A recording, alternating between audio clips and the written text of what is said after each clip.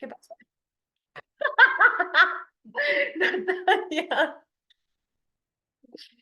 Modo presentación. Presentar. Ok.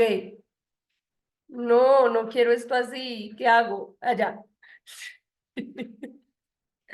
Porque sea así. Eh, Natalia y yo hemos descubierto una cosa maravillosa en la cual podemos poner mi cara en la presentación. Entonces vamos a poner mi cara en la presentación de ese. Listo. Entonces, creo que esto se acaba de perratear. ¿Me escucha? Sí te escuchas, Fanny, solo no se ve todavía tu PPT. O sea, está cargando. Ya, he Ya. vuelto. Se ve Listo. bien. Me encanta, me encanta. La gente se va a burlar mucho de esto en el futuro, pero bueno, es lo que hay. Listo. Entonces, digamos que reglas de juego de el taller. Evidentemente, el taller tiene un objetivo de ser muy dialogado y en ese orden de ideas, eh, la idea es, número uno, que podamos participar de manera activa durante toda la presentación, pero en segundo lugar, que podamos, digamos que, hacer las preguntas que quieran durante toda la presentación. No es como vamos a hacer una presentación y después vamos a recibir preguntas, sino que la idea es que vayamos construyendo el taller a partir de sus preguntas, a partir de casos concretos de los cuales tengan dudas, porque la idea un poco es que, digamos que podamos hacerlo lo más experiencial posible. ¿De qué vamos a hablar hoy? Vamos a hablar de deliberación y de retroalimentación, es decir, vamos a hablar de cómo se debería llevar una deliberación cuando somos personas principales y cuando somos personas panelistas, de manera breve. En el futuro tendrán talleres mucho más, digamos que a fondo sobre el rol de un principal y el rol de una persona panelista en cada una de ellas, pero la idea es que digamos que este taller, como es el primero, pueda cubrir digamos que la globalidad, pero de manera superficial, y ya poder ahondar en cada uno de los roles con las demás personas talleristas que vendrán en el futuro. Y en segundo lugar, que hablemos de la retroalimentación en términos de cómo estructurarla, digamos, cuáles son las cosas importantes de una deliberación y que debería tener para que sea una buena deliberación, cómo garantizar, digamos que nuestras retroalimentaciones sean, digamos que suficientemente buenas como para que, uno, los equipos queden tranquilos con la decisión que se ha tomado, pero dos, digamos que podamos dar retroalimentaciones que verdaderamente sean constructivas para los equipos. Entonces, eso es lo que vamos a hacer hoy y esa es un poco, digamos que la idea de este taller, pero primero que todo y antes que nada, pues para yo poderles hablar de qué hacer una deliberación y qué hacer una retroalimentación, tengo que hablarles sobre los básicos de juzgar, que espero que no sea algo que tome mucho tiempo, pero que creo que son líneas base y puntos de encuentro que tenemos que tener todos en la cabeza para que verdaderamente podamos seguir adelante en este taller y tengamos como ideas claras de cuál es el objetivo, digamos, eh, cuando juzgamos o qué tipo de personas somos cuando juzgamos. Entonces, empecemos con eso. Tres cosas particularmente importantes, básicas al momento de juzgar. La primera es que juzgar es un ejercicio activo. Si ustedes leen el manual de jueces y debatientes de SEMUDE, lo que se van a encontrar es que en efecto el manual dice que la persona juez es una votante informada promedio. Pero también nos han dicho en el pasado y cuando uno ve talleres de debate, ve que las personas juezas son una tabla rasa, que las personas, esperen un segundo que me acaba de llegar un correo y voy a validar que esto no sea de lo que les acabo de hablar. Excelente, podemos seguir.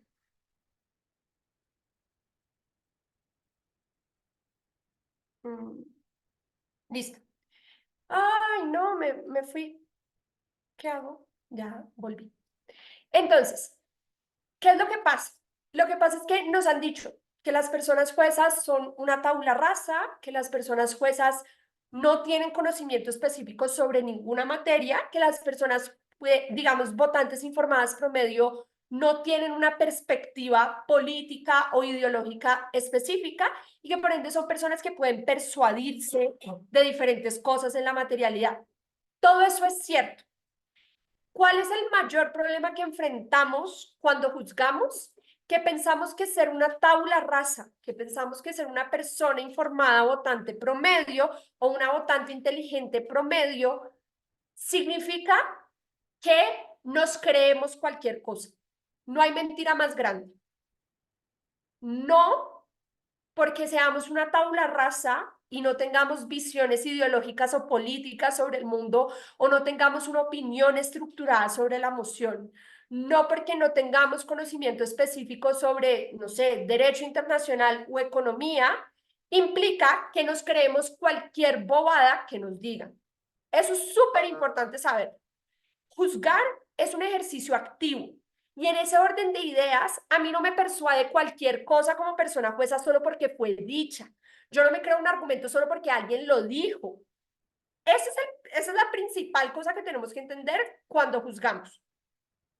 ¿Qué implica que juzgar sea un ejercicio activo? Yo me tengo que preguntar constantemente si el argumento que yo estoy escuchando o la refutación que yo estoy escuchando es coherente y está bien sustanciada. ¿Por qué? Porque si yo no siento que el argumento esté bien sustanciado, sea coherente, yo no tengo que verme persuadido por él, porque yo soy una persona votante informada, inteligente. Es decir, una persona inteligente no traga entero. Entonces, es un ejercicio activo, es un ejercicio constante de preguntarse verdaderamente lo que estoy escuchando está sustanciado o no. Si la respuesta es no, pues yo no tengo que comprármelo como persona juez. Y en ese orden de ideas hay, digamos que 4 cosas particulares que tenemos que pensar a la hora, digamos que, de juzgar como ejercicio activo. La primera es la coherencia de los argumentos. Si ustedes ven un argumento, el argumento tiene una lógica interna. Esa lógica interna básicamente lo que nos dice es cómo piensan las personas, cómo actúan las personas o los agentes de los que habla el argumento. Para que el argumento se sostenga, la lógica interna del argumento tiene que ser coherente. Por ejemplo, yo como persona jueza probablemente no me voy a comer un argumento que diga que las personas, mientras los productos más caros sean, más compran, porque es poco coherente. No es congruente decir que las personas, mientras algo es más caro, más interesadas están en comprar. Lo segundo que me tengo que preguntar cuando escucho un argumento, cuando escucho una refutación, cuando escucho el caso de alguien, es qué tan bien sustanciado está el argumento. Entonces, ¿cuáles son los mecanismos o los razonamientos detrás de ese argumento que me llevan a creer que la lógica interna del argumento se sostiene? ¿Qué tan bien probado está ese argumento dentro del debate?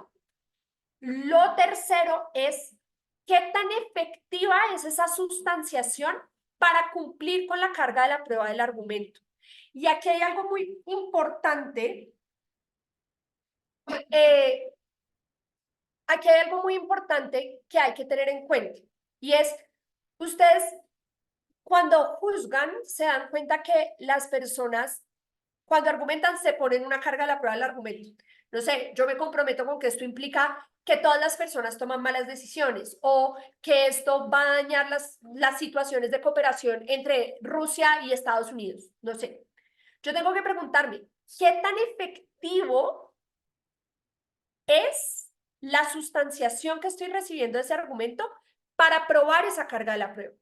Pero aquí hay algo muy importante y es como personas juezas no podemos en ningún momento decir, ah, tú no me probaste que estas personas tomaban siempre malas decisiones, ergo no probaste tu argumento.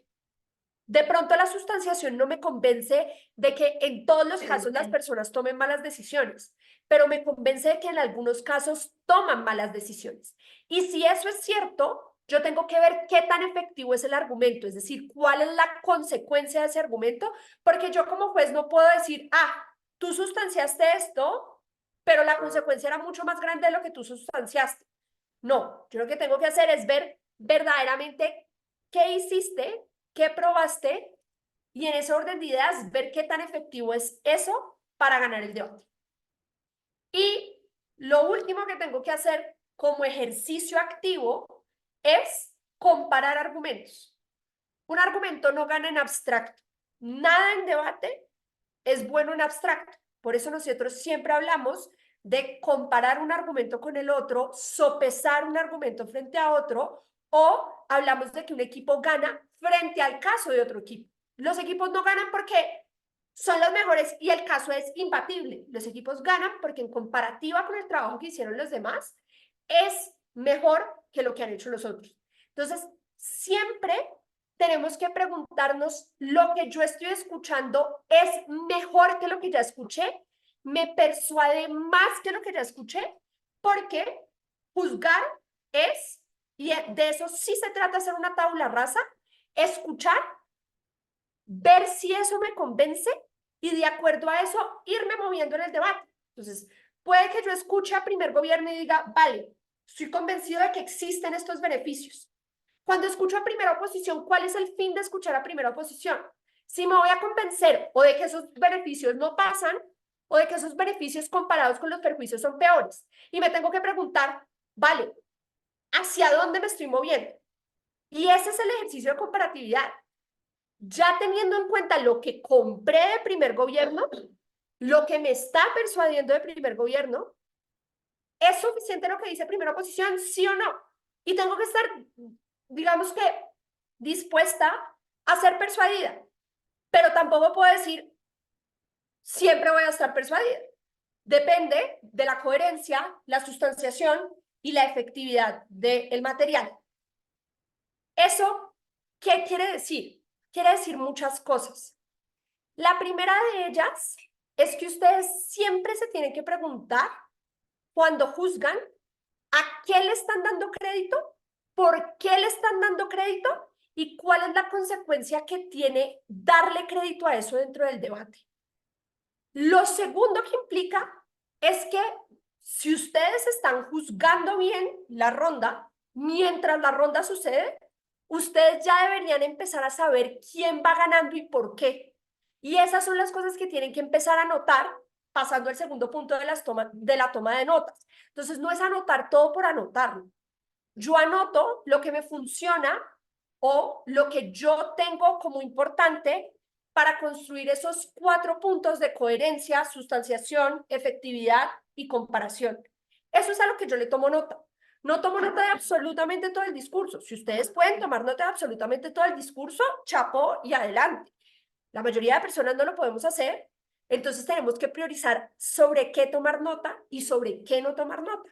Y en ese orden de ideas, lo que deben priorizar al tomar nota es este ejercicio activo que están haciendo.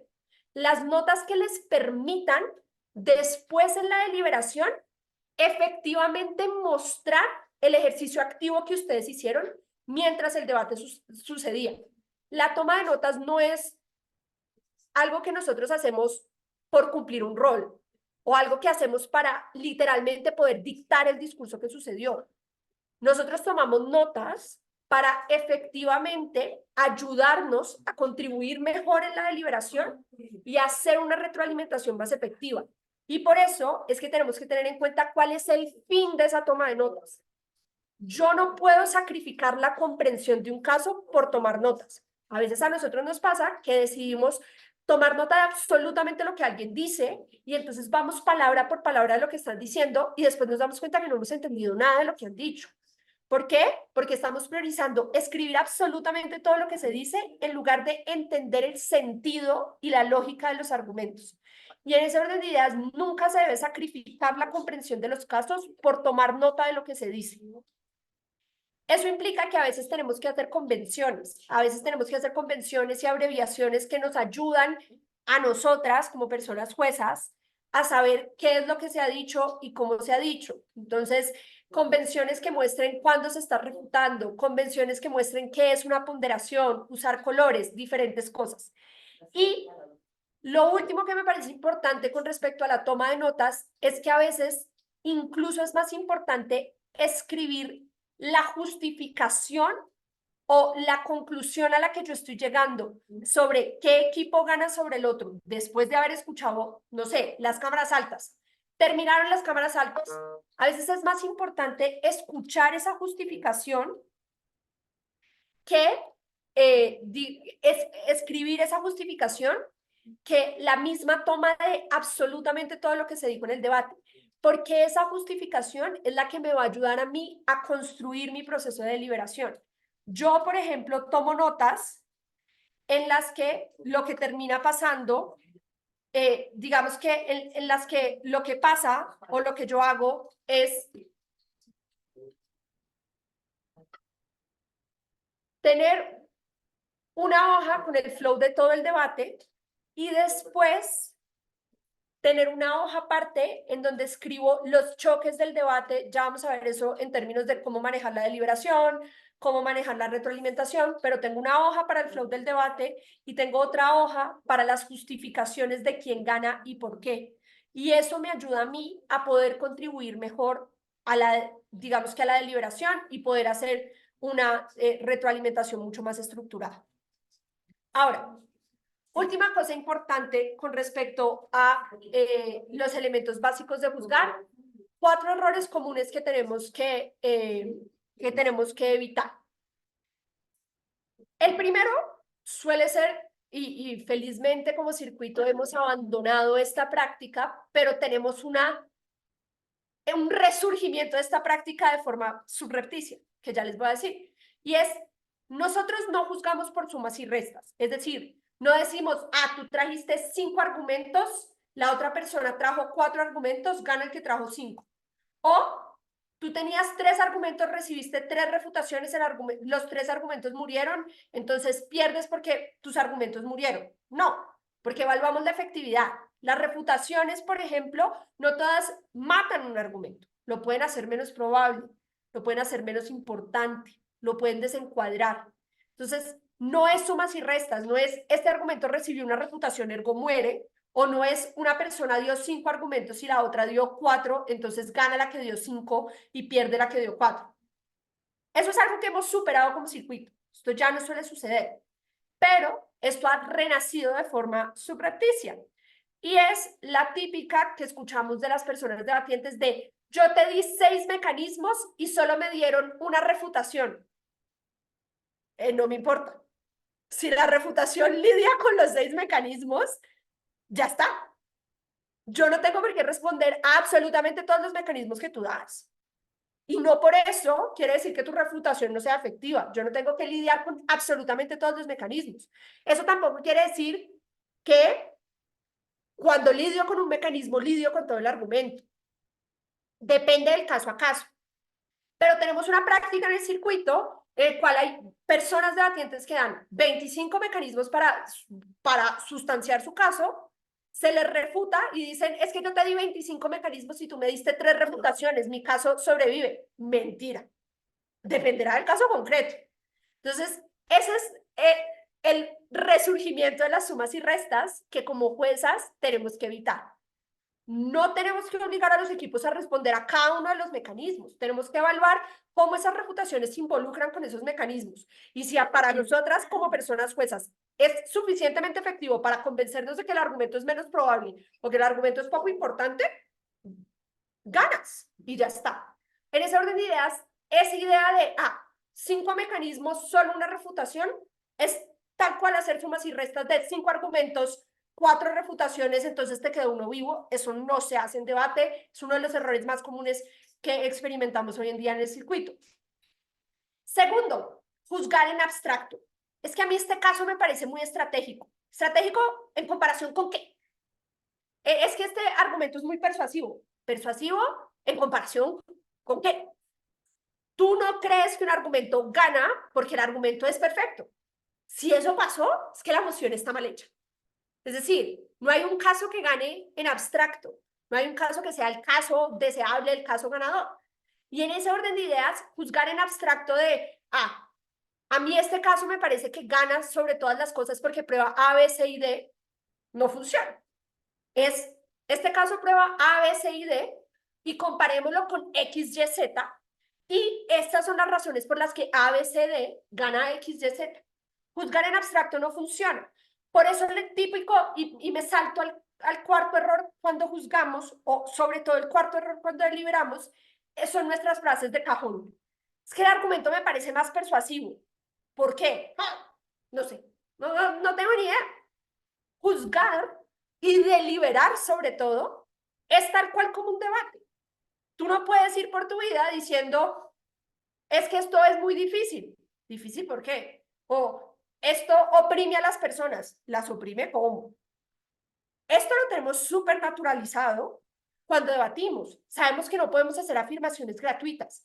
Pasa lo mismo cuando juzgamos. Cuando yo juzgo y digo algo me parece persuasivo, pues seguramente te pareció persuasivo. Yo no me puedo involucrar o no puedo saber qué tan bien estás sustanciando eso porque no tengo en cuenta cuáles son tus criterios de persuasión, porque no entiendo a qué le estás dando crédito, porque no entiendo todo este tipo de cosas. Y en ese orden de ideas, lo que termina pasando es que ese lenguaje genérico lo que nos impide es poder involucrarnos con las opiniones de las demás personas cuando deliberamos.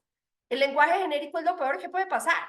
¿Por qué? Y si yo no explico qué es lo que me parece persuasivo y cómo construir las bases de esa persuasión, pues el otro va a decir que yo me saqué la razón de la decisión de la cabeza, me la inventé, porque yo simplemente dije, esto me pareció mejor que lo otro. ¿Por qué? ¿Qué criterios utilizaste? Y el tercer error común es mezclar comparativas. Entonces, mezclar comparativas nos pasa cuando lo que terminamos haciendo es juzgar en bloque. Las comparativas, como ustedes saben y como dice el manual de personas juezas de SEMUDE, las comparativas son bilaterales. Yo, por criterio de identidad y justicia, solo puedo tener en cuenta lo que dice primer gobierno para comparar con primera oposición. Yo no tengo en cuenta lo que hizo baja de gobierno. No tengo en cuenta lo que dijo baja de la oposición. No tengo en cuenta nada de eso. Tengo en cuenta lo que pasó y la interacción que hubo entre primer gobierno y primera oposición. A veces mezclamos comparativas. A veces lo que terminamos haciendo es decir, es que baja de oposición prueba un caso derivativo y por ende no puedo darle crédito. Vale, caso es derivativo. ¿A qué le puedo dar crédito de ese caso derivativo? ¿Y cómo se compara esa derivación con primer gobierno o con baja de gobierno? Pero yo no puedo simplemente traer las cosas en bloque o yo no puedo, por ejemplo, tener en cuenta refutaciones que ha hecho otro equipo para llevar a otro equipo a la victoria. Eso es algo que generalmente hacemos y que está bastante mal. Una Denme un pregunta. segundo. Me están mandando una cosa urgente. ¿Alguien dijo que había una pregunta? Escuché un... Sí, Cuéntamelo, Francisco. ok. Ok, bueno, un placer. La pregunta sería, en el caso de que una baja me introduzca un tema mediante un punto y su alta, vamos a decir que está hablando el segundo orador y su alta todavía no ha introducido ese punto. Cuando yo vaya a valorar este punto, ¿se lo tomo a la alta o se lo tomo a la baja? Porque fue la baja que me lo introdujo con un punto mientras la oposición hablaba, por ejemplo. Francisco, esta es la discusión típica de si uno puede robar argumentos desde los puntos de información. Yo no tengo una respuesta absoluta a esto. ¿Por qué? Si el punto está lo suficientemente sustanciado como para que yo te dé el punto en 15 segundos y después baja alta de oposición, repite y yo llego al mismo nivel de persuasión, gana la baja. Ahora, eso es absolutamente poco probable. Entonces, ¿cómo se suele ver esto? Esto se suele ver como esto es injusto para las personas. Ese es el punto de información de baja de gobierno a alta de oposición. Y después pasa a viceprimer ministro y hace todo un argumento de principio sobre justicia. Yo no le puedo dar el crédito a baja de gobierno solo porque hizo un punto de información diciendo esto es injusto. No está sustanciado. Y primer gobierno tiene todo el derecho a sustanciarlo y se lo tengo que dar a primer gobierno. Ahora, distinto es que yo haga una refutación absolutamente sustanciada, que para mí ya sea por sí misma efectiva en esos 15 segundos y que después primer gobierno lo repita. No, no te doy crédito, primer gobierno, repetiste. Pero dependerá del caso concreto y qué tan sustanciado esté el material que traen en el punto de información. Si para mí lo que se dijo en el punto de información es suficiente para hallar la conclusión probada, no puedo darle crédito a la alta cuando lo repito. Si simplemente fue una afirmación, puedo darle crédito a primer gobierno cuando lo desarrolle. No sé si hace sentido eso, Francisco. Sí, perfecto, gracias. Listo, maravilloso. ¿Alguna otra duda mientras pasamos ya a qué hacemos en la deliberación y en la retroalimentación?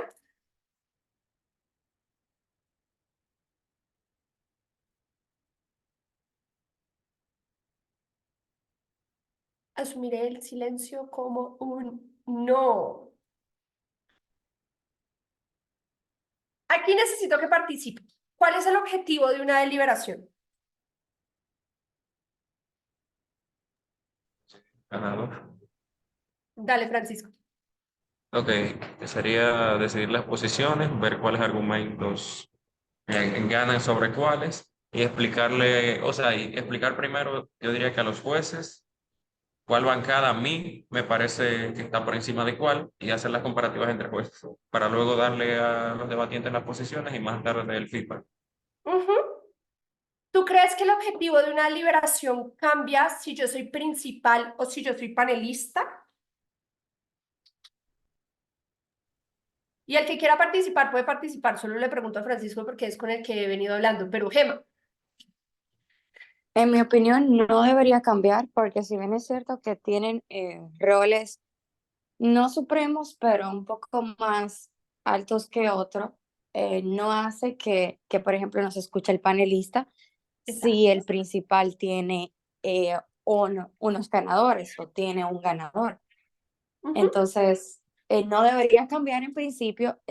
Casi en debate esa regla se suele omitir. No esperamos que en Semude no suceda, pero bajo mi criterio, no sé cuál es el criterio de adjudicación, no debería cambiar, porque nosotros estamos hablando que la deliberación básicamente es la parte más importante del debate, porque los debatientes no se pasaron 15 minutos por bancada hablando, simplemente porque les plazca debatir. Sí, Entonces, eso que dice Gema es súper importante y es algo que siempre hay que tener en cuenta. La persona jueza principal no es principal porque sea mejor jueza que las otras personas. La persona jueza principal es principal porque el equipo de adjudicación cree que tiene las capacidades para gestionar mejor la deliberación, que es muy distinto a decir que mis criterios, porque yo soy principal, son mejores que tus criterios porque tú eres panelista o porque tú eres trainee. Yo soy principal porque estoy ejerciendo una labor administrativa, que es dar la palabra y gestionar la deliberación. No porque yo sepa mejor que tú cómo juzgar. Y eso es supremamente importante cuando somos personas juezas principales. No es como, es que yo soy principal y entonces mi posición es la que se tiene que imponer. Mentira, no hay nada más grave que pensar eso. No hay nada más grave que pensar, es que cuando se roleó al principal, el resultado es el resultado incorrecto. No, no. En algunos casos podrá hacerlo. Yo tengo serias sospechas de que en la mayoría de situaciones hay diferentes formas de juzgar un debate. Pero, ¿eso qué quiere decir? Eso quiere decir que yo no puedo pensar que mi ranking, porque yo soy principal, es el ranking correcto y unívoco del debate. Muchas veces, cuando empezamos a ser principales o cuando somos panelistas, creemos que esa es la razón de ser de por qué alguien es el principal y por qué yo soy panelista. Y eso hace que yo, cuando soy principal y tengo esa visión, quiera imponer mis posiciones, o que yo, cuando soy panelista y me doy cuenta que la persona principal tiene unas posiciones distintas a las mías, yo digo, voy a cambiarlas, porque seguro que me equivoqué. Uno se puede equivocar, todos nos podemos equivocar, evidentemente, pero asumir prima facie que nos hemos equivocado porque el principal tiene posiciones distintas a las nuestras, pues es un poco un insulto a la inteligencia propia y al amor propio, que creo que debería ser desincentivado. Entonces, ¿cuál es el objetivo de una deliberación? El objetivo de la deliberación, como dice Francisco, es poder gestionar una discusión que nos permita llegar a un consenso sobre cuál es el resultado del debate.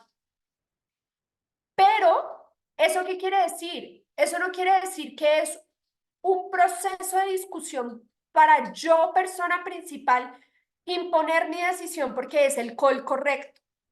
No es un proceso de deliberación para que yo, panelista, pueda adaptarme a lo que dice el principal, pero tampoco es para que yo, panelista, diga, voy a hacer un split, sino para que haya un proceso de discusión lo suficientemente estructurado como para que lleguemos al mejor resultado posible. ¿Cuál es el mejor resultado posible? Un resultado en el que todas las personas del panel están de acuerdo con las razones detrás de la decisión. Eso a veces no es posible y tenemos que entrar a votar y el mejor resultado posible entonces será el que la mayoría del panel, incluyendo a la persona principal, piense que es lo correcto dentro del debate. Ese es el objetivo de la deliberación, llegar a un consenso. No es convencer a los panelistas de mi decisión como principal. Y eso es supremamente importante entenderlo y es supremamente importante aproximarse a las discusiones de esa manera porque lo que dice Gemma es súper importante. No porque yo sea persona jueza principal quiere decir que yo sé juzgar y tú no. Quiere decir que yo tengo más experiencia gestionando un panel y por ende tengo la capacidad para llegar a esos consensos de manera mucho más fácil o de manera, digamos que mucho más rápida, pero no quiere decir que mi posición sea mejor que las de los demás. Ahora, teniendo claro que ese es el objetivo de una deliberación, vamos ahora sí a cómo se debe llevar a cabo una deliberación cuando eres persona jueza principal y cuando eres persona jueza panelista. Digamos, cuando yo soy una persona jueza principal, se los acabo de decir, yo tengo dos roles. El primero de esos roles es... Dame un momento, ¿por qué siempre me pasa esto?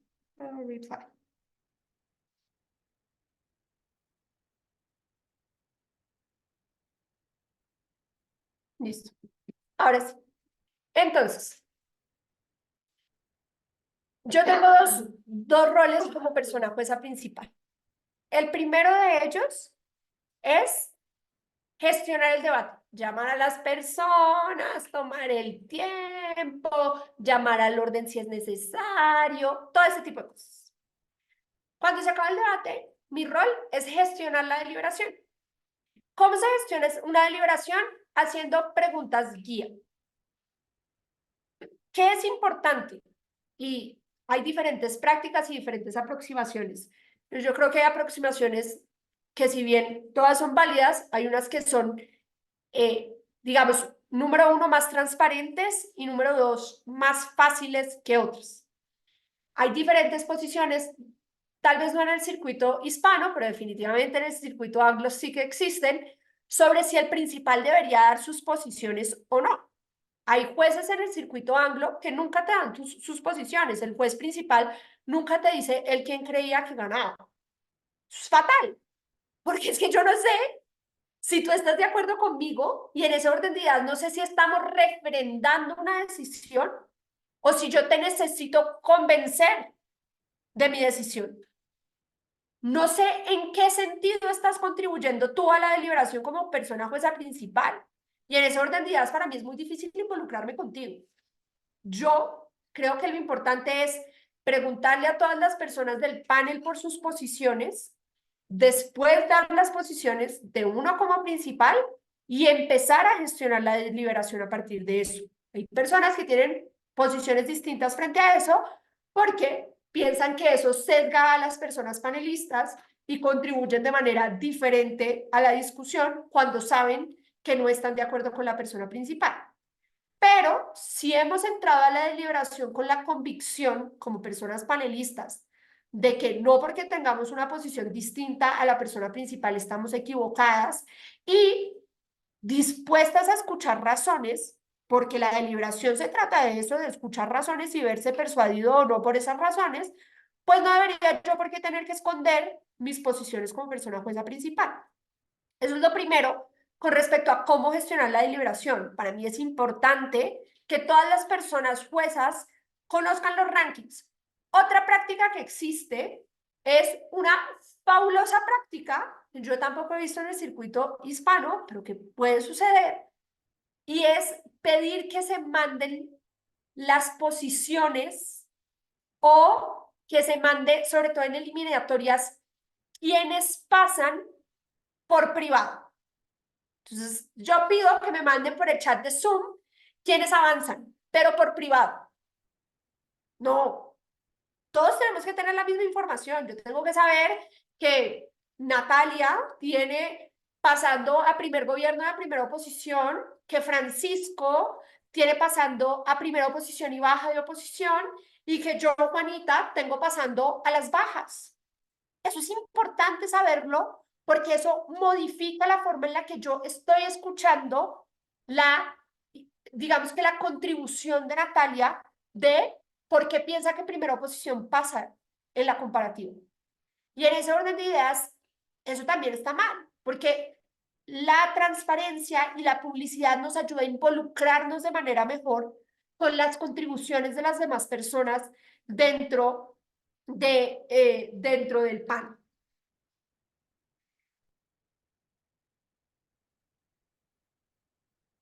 Entonces,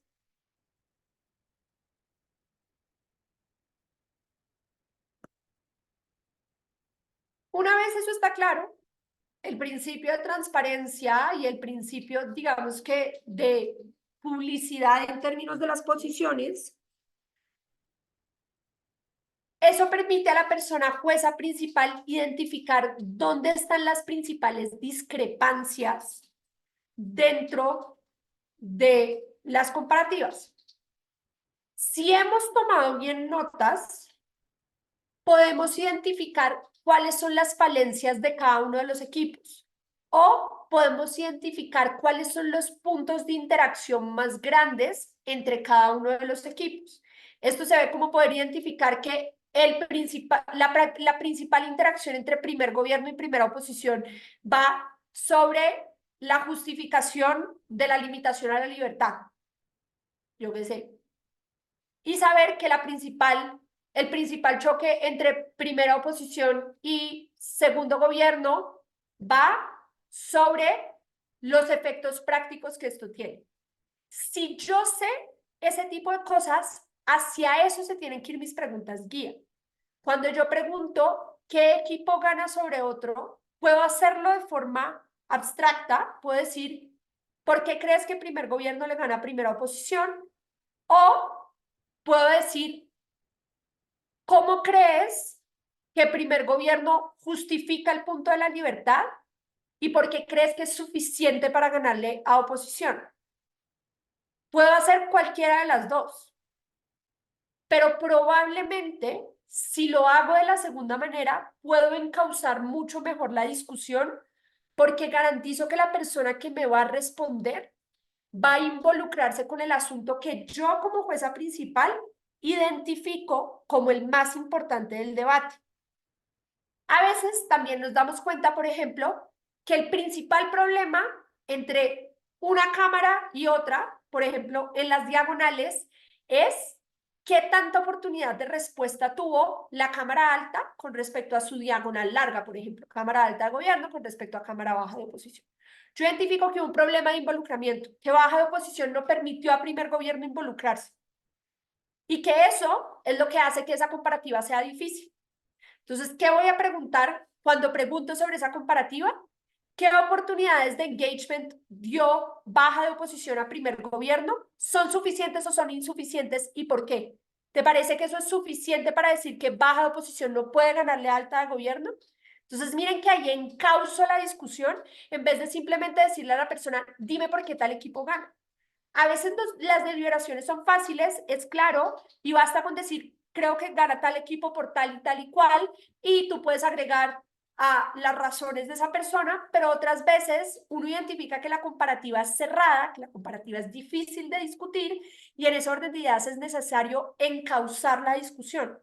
Por eso es importante la toma de notas, porque si yo he tomado notas en términos de lógica o, bueno, coherencia, sustanciación, efectividad y comparativa, yo puedo identificar dónde está el quiz del asunto en cada una de las comparativas y guiar esas preguntas hacia eso que yo, como persona experimentada, considero que es el asunto más importante en la comparativa, y eso va a ayudar a que la discusión fluya más.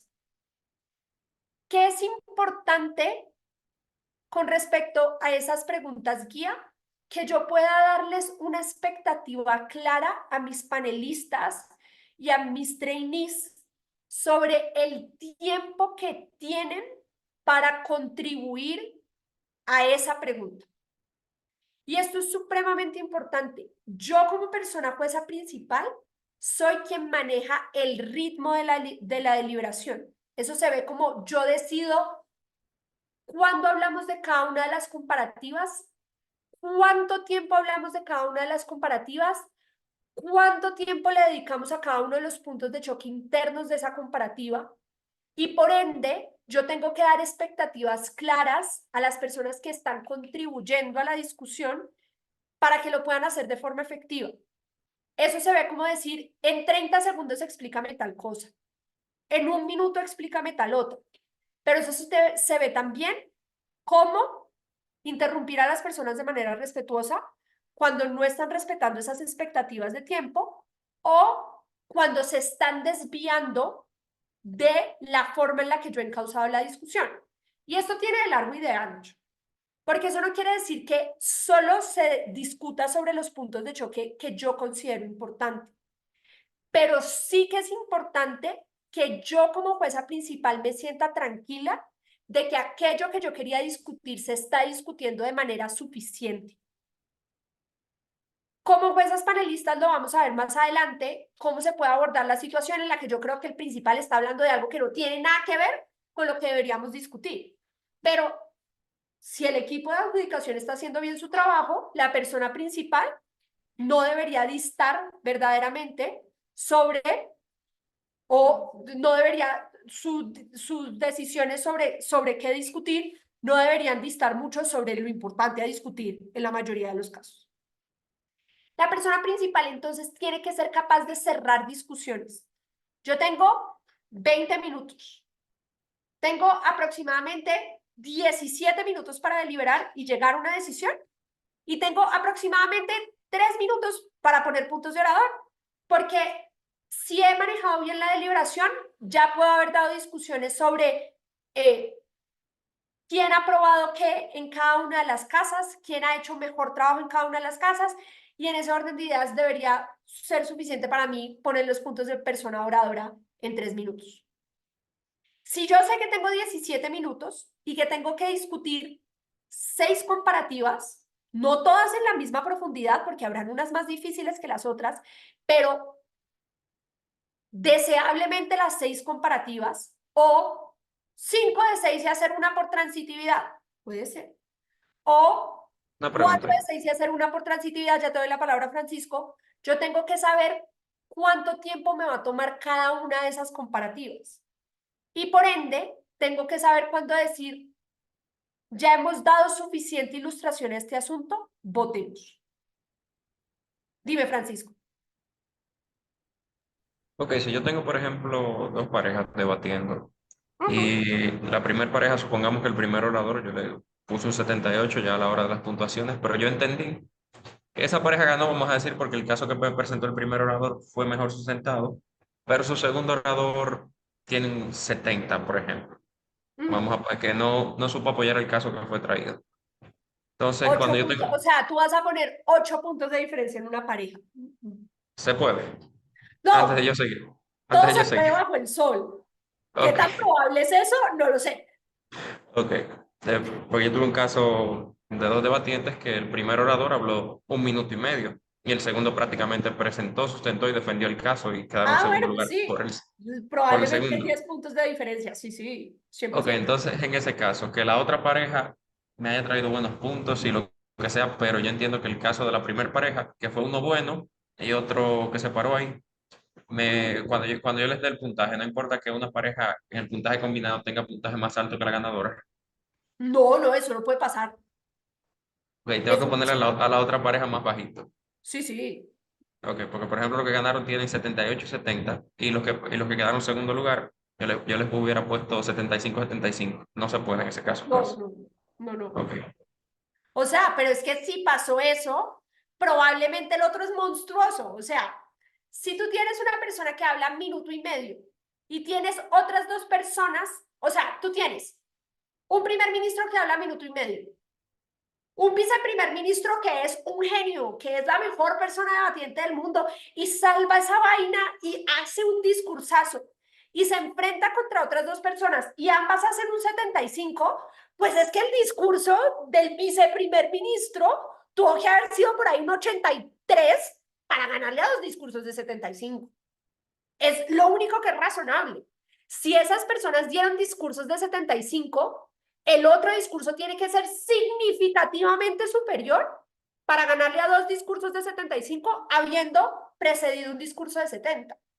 Por eso no puede pasar, porque en conjunto tú tienes que decir, este es el equipo que en conjunto sustanció mejor. Es infactible que haya un equipo que en conjunto lo haga mejor que otro, pero que ese otro le gane. No, no. Entonces, en conjunto, el otro era tan bueno que por sí solo le ganó a estos otros dos y eso se debe reflejar en puntos de orador que sumados se sobrepongan a los promedios. ok. ¿Hace sentido? Sí, por lo menos un punto más tengo que ponerle al que gane. Sí, sí, definitivamente. Ok, Pues, o perfecto. si no, Tavi no te va a dejar mandar la bala. Es así de simple. Listo. ¿Más Yo tengo preguntas? una pregunta. Sí. Dime, ¿Me Daniel. escuchas? Sí, sí, te Bien. escucho. eh, una pregunta. El hecho de que un caso en bajas sea derivativo implica que esa baja va obligatoriamente a un cuarto lugar. No. Primero que todo, no hay cuartos lugares automáticos. Segundo que todo, ¿qué tengo que hacer yo cuando el material es derivativo? Lo primero que me tengo que preguntar es, ¿esto es una repetición? Es decir, primer gobierno dijo rojo y baja de oposición y baja de gobierno dijo rojo. Si es así, pues es que hay muy poco que trabajar y entonces no te puedo dar crédito por lo que dijiste y en comparativa vas a perder. Pero no porque tu caso sea derivativo, porque hay casos que son derivativos y son suficientes para ganar. Es porque es derivativo al punto que no te puedo dar crédito por nada de lo que dijiste porque ya todo había sido dicho.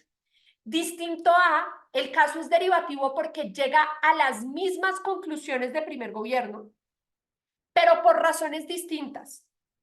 ¿Qué voy a hacer ahí para comparar con oposiciones? ¿Esas razones distintas son suficientes para ganar a las razones de oposición? Si la respuesta es sí, ganaste un segundo con un caso derivativo. Si la respuesta es sí para primera oposición, pero no para segunda oposición, quedaste tercero con un caso derivativo. Pero no porque el caso sea derivativo implica que pierdes con los otros dos equipos que están frente a ti. Yo tengo que evaluar cómo ese material responde a oposiciones y si es suficiente a pesar de llegar a las mismas conclusiones, a los mismos impactos que primer gobierno, si es suficiente para ganar a primera oposición y a segunda oposición. Porque no simplemente debo decir derivativo, lo ignoro. Lo único que se ignora en debate es un acuchillamiento. Si tú contradijiste a tu alta íntegramente, tengo que hacer de cuenta que no dijiste nada. Y probablemente quedas cuarto, eso tampoco pasa.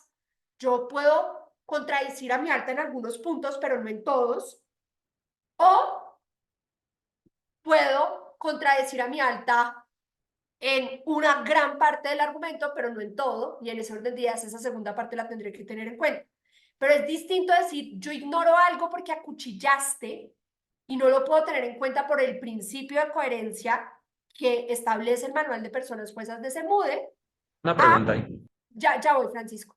A decir, yo ignoro esto porque es derivativo. No, yo no lo ignoro. Lo que pasa es que probablemente probaste lo mismo que tu alta y en ese orden de ideas no, ya estaba convencida de esa conclusión. Acuérdense que estamos juzgando en términos de efectividad. ¿Qué tan efectivo eres en probar tu carga de la prueba? Si tu caso es derivativo, pues tú no eres efectivo en probar algo más que primer gobierno. Primer gobierno ya lo había probado. Pero sí que puede ser efectivo en refutar el caso de primera oposición, a pesar de que tu material llegue a la misma conclusión de baja de alta de gobierno, y en ese orden de ideas le tienes que dar crédito en la comparativa del cruce corto o en la comparativa de las bajas. ¿Hace sentido, Daniel? Claro que sí, porque me ha pasado en algunas ocasiones que pues algunas jueces pues simplemente le ponen directamente el cuarto, como es No. derivativo. Y No existen cuartos automáticos. Y por eso precisamente, miren, por eso precisamente es que el lenguaje genérico es problemático. Probablemente la persona jueza que te juzgó tenía muchas razones por las cuales tu material derivativo era insuficiente también en comparativa con oposiciones. Pero lo único que hizo fue usar un lenguaje genérico, decir el caso es derivativo y pierde. Por eso es importante desarrollar mejor. ¿A qué le estoy dando crédito de tu caso? ¿A qué no le puedo dar crédito? ¿Y cómo se compara eso con las oposiciones en la comparativa? Francisco, dímelo todo.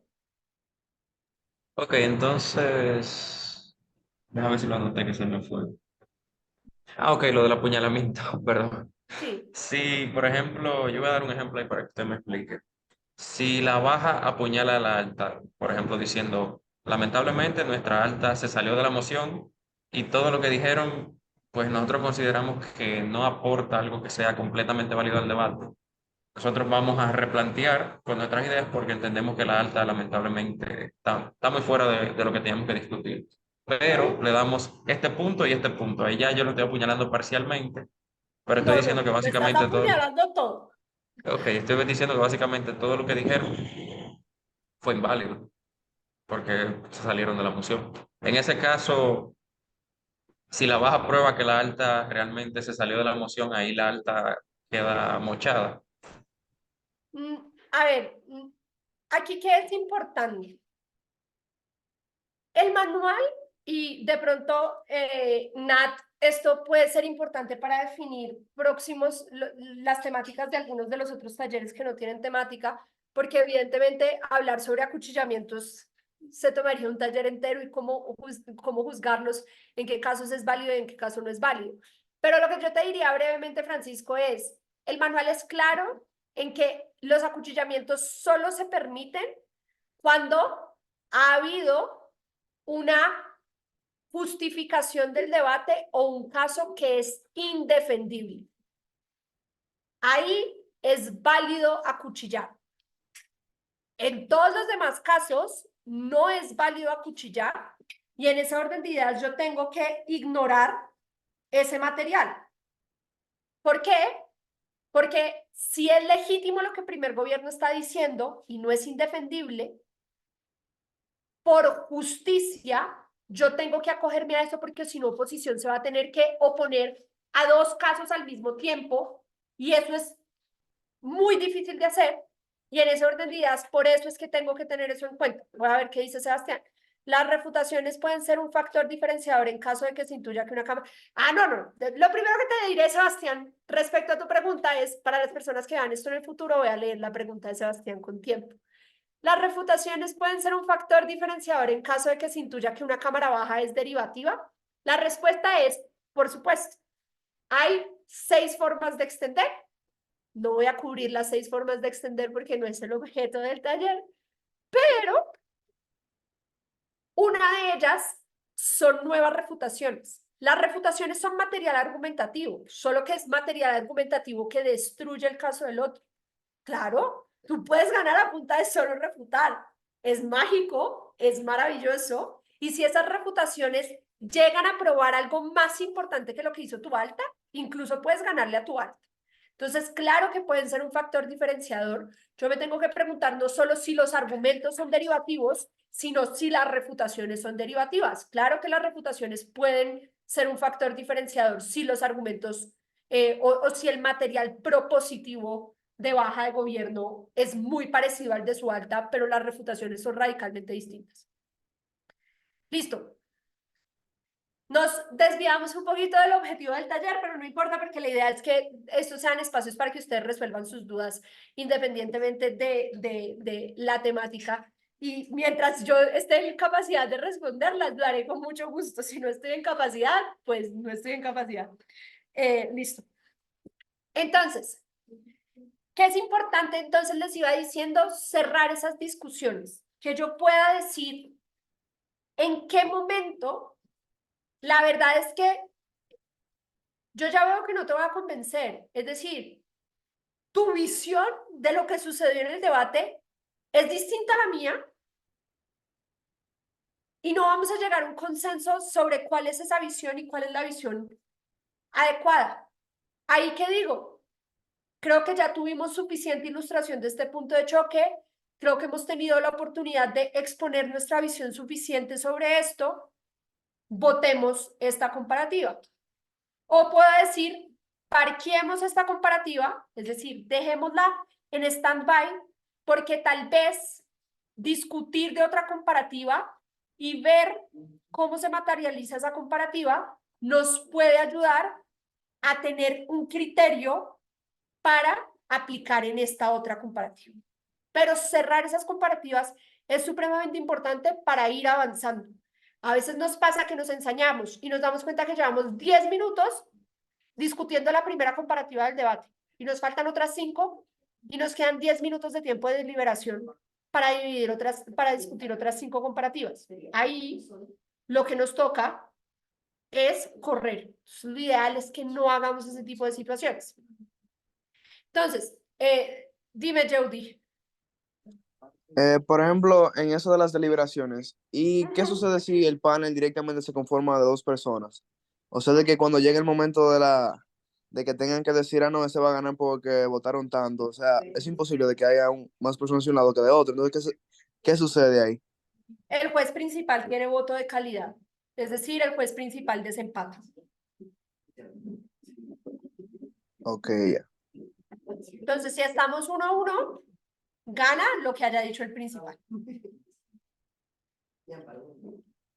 Ahora, la pregunta es cómo gestionar los desacuerdos. Para mí, y esta es mi postura, lo mejor es siempre empezar por las comparativas que como jueza principal tienes la percepción de que van a ser las más difíciles de resolver dentro del debate. Entonces, ¿de qué se trata? Se trata de identificar probablemente cuál comparativa es en la que tenemos mayor disenso. Estamos empatados o tenemos un 3-2 y hay otras comparativas en las que todos estamos de acuerdo o estamos en un 4-1. Esas probablemente son comparativas que a través de la discusión son fáciles de gestionar. Entonces vamos a priorizar las comparativas que más disenso traen. Ahora, habrán situaciones en las que no solo tengamos disenso en una o dos comparativas, sino que tengamos absolutamente todo al revés.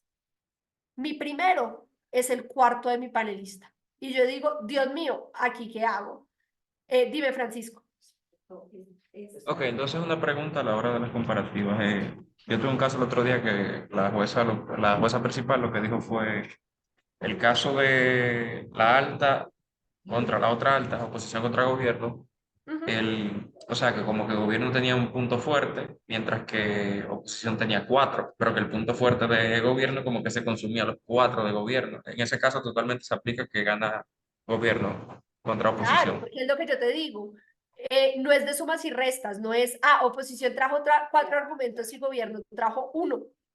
Si ese un argumento es un súper argumento, está muy bien probado, pero una consecuencia que es supremamente importante para el debate, pero el otro trajo 4 argumentos que no son tan relevantes, claro que es suficiente para ganar.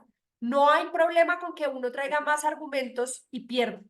Te lo voy a explicar con un ejemplo.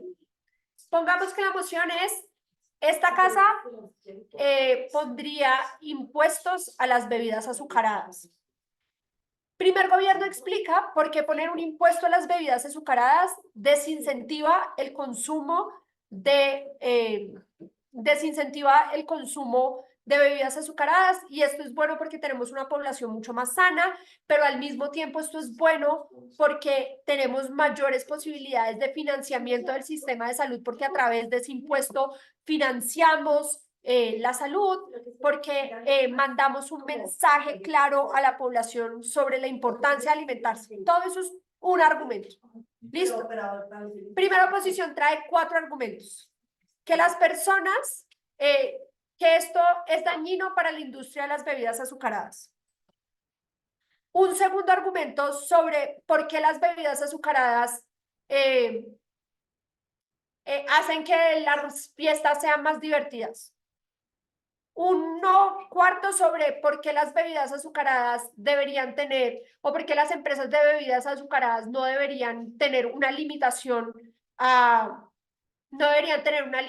su comercialización. Un impuesto no es una limitación, una comercialización, pero ese es su argumento.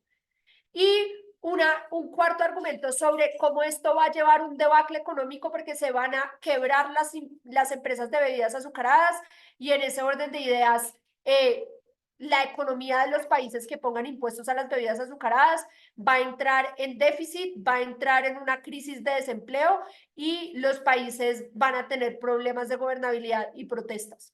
Esos son 4 argumentos.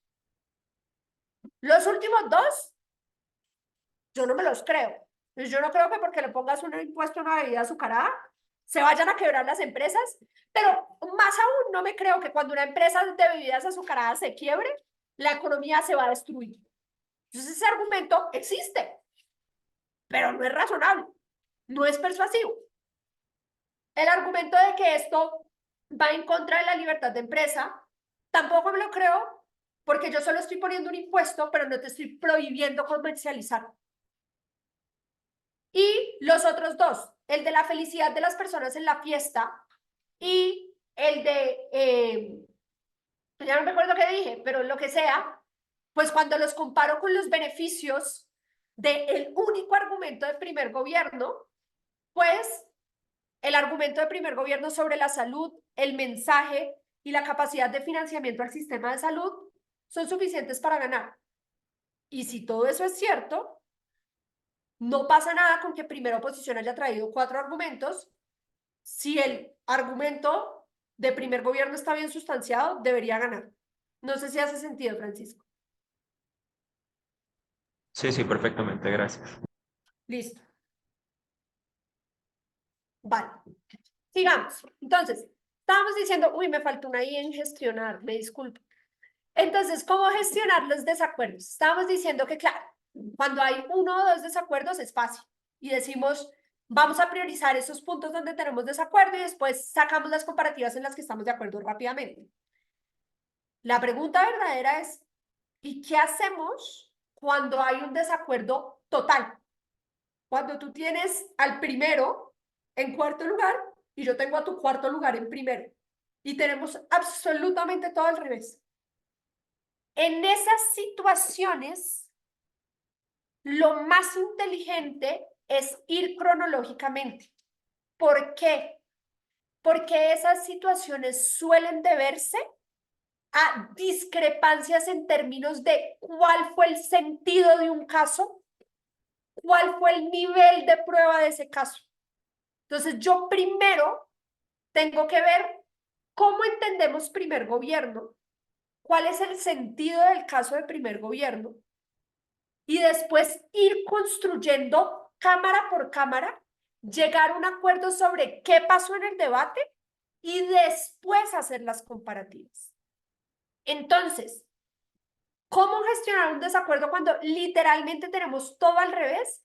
Eso suele pasar porque entendimos el debate absolutamente distinto y lo primero que tenemos que hacer no es ver quién le gana a quién por qué, sino qué provoca a cada persona. Cuando yo me enfrento a esa situación, yo primero no pregunto por qué crees que primer gobierno le gana a primera oposición. Primero te pregunto qué probó primer gobierno, cómo lo probó y por qué eso es importante. Entonces, en esa situación, espérense que alguien entró. En esa situación, lo importante entonces es poder llegar a un acuerdo mínimo sobre qué se probó en el debate y después construir las comparativas. Muchas veces a uno le pasa que cuando tiene ese debate al revés y hace primero esa labor de lleguemos a la conclusión de qué probó cada equipo, porque puede que yo haya tomado mal notas o puede que yo haya sido injusta con un equipo. A todos nos pasa que nos distraemos, que entendemos el sentido de un argumento de forma distinta. Mil cosas nos pueden pasar. Y cuando llegamos a un acuerdo de qué pasó en el debate, decimos, ¡ah! Pucha, si esa es la forma en la que entendemos el debate, mis posiciones están mal. O a veces decimos, no, yo entendí así el debate y sigo manteniéndome en mis posiciones, pero nos puede ayudar a gestionar mejor la deliberación cuando hay un desacuerdo absoluto, llegar a un acuerdo sobre qué se probó y qué no se probó dentro del debate. Y eso sirve gestionarlo de manera cronológica. Ahora, digamos que eso es un poco cómo ser juez principal y cómo gestionar adecuadamente las discrepancias, digamos, cuando somos personas juezas principales. Antes de pasar a panelista, quiero saber si hay alguna otra pregunta sobre manejo de deliberación cuando somos personas principales.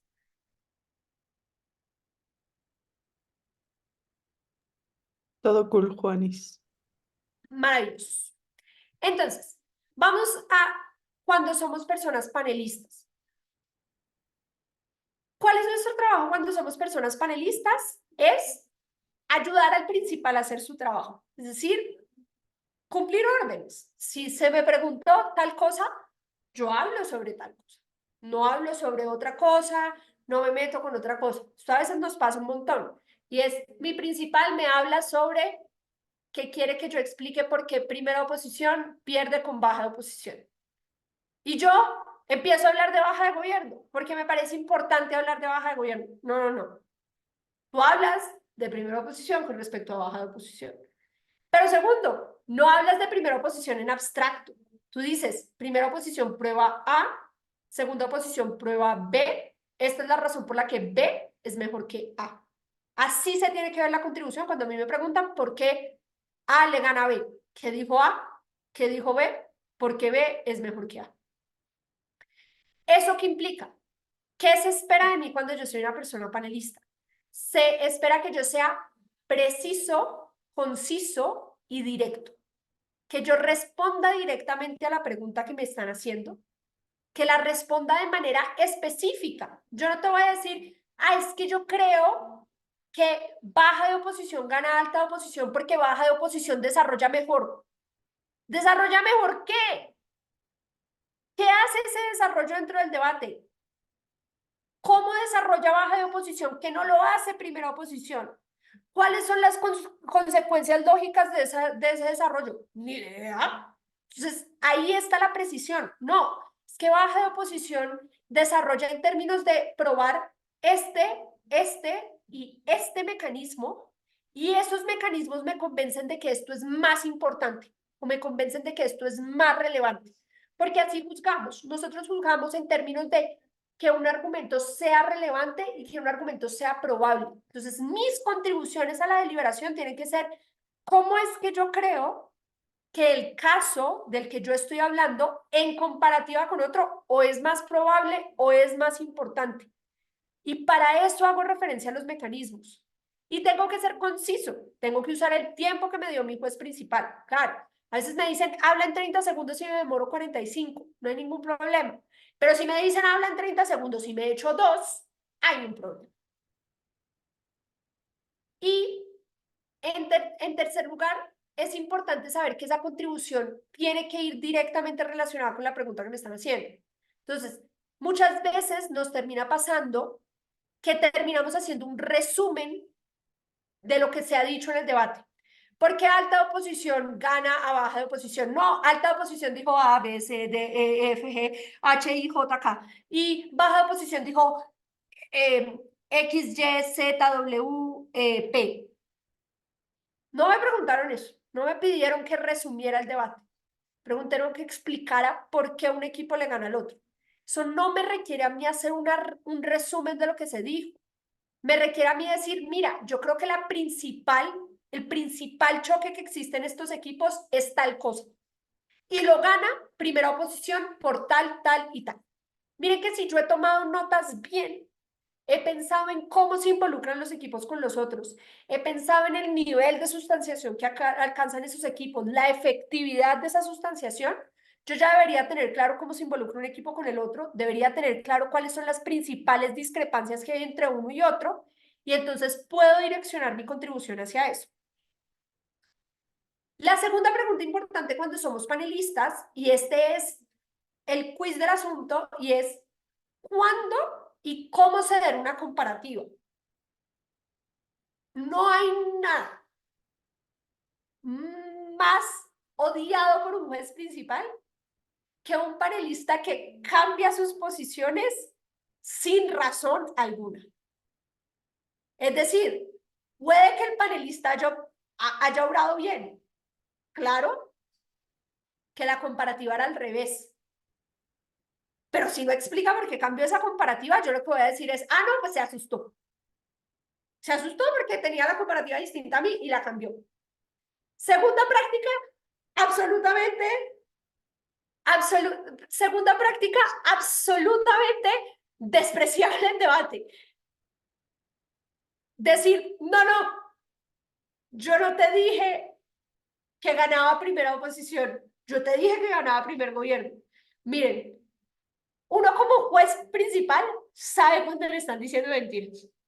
Si tú me dijiste que ganaba primera oposición en un principio, no me digas, me confundí, yo tenía primer gobierno en primer lugar, no a primera oposición. Yo sé que no es así, o si no, no me lo habrían dicho en un principio. No se ceden así las comparativas, por favor no lo hagan, les van a poner un 1.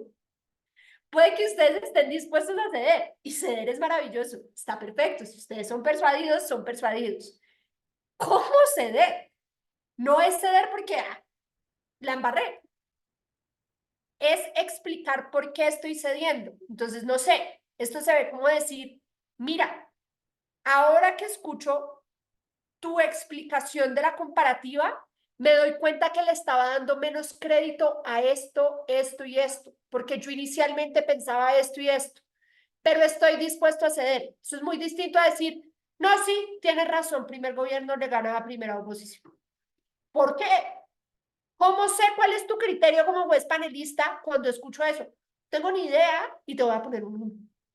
Entonces, ¿cuándo ceder? Yo cedo cuando estoy persuadido. Yo cedo cuando encuentro que los criterios del otro son razonables, no porque sea el principal, no porque sea la persona más experimentada de la sala, no por nada de eso.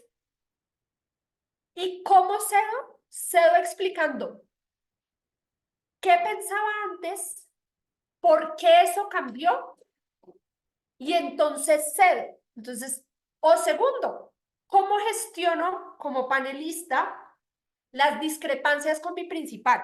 Mi principal me dice, yo pienso que gana primer gobierno y mi principal piensa que gana primera oposición. Si yo sé cuáles han sido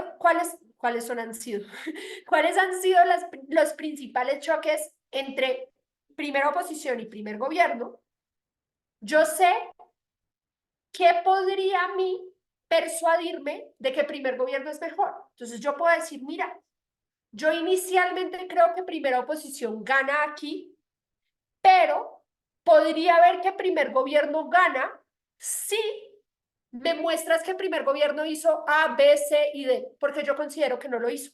Pero si tú lo ves, me lo demuestras y me persuades, cedo. Esa también es una buena forma de gestionar las discrepancias. ¿Por qué? Porque como panelista estoy ayudando a mi juez principal a identificar cómo podríamos encauzar la discusión para llegar a un consenso. Entonces yo digo, mira, yo creo que primer gobierno gana a primera oposición porque creo que primera oposición no sustanció su argumento. Si ustedes me muestran cómo lo sustanció, estoy dispuesta a ceder porque me parece que el impacto es mejor. Solo creo que el impacto no está probado. Y no creo que esté probado por esto, esto y esto. ¿Qué va a ser el principal? ¿Alguien quiere responder a la pregunta de Juanita sobre la sustanciación del argumento de primer gobierno?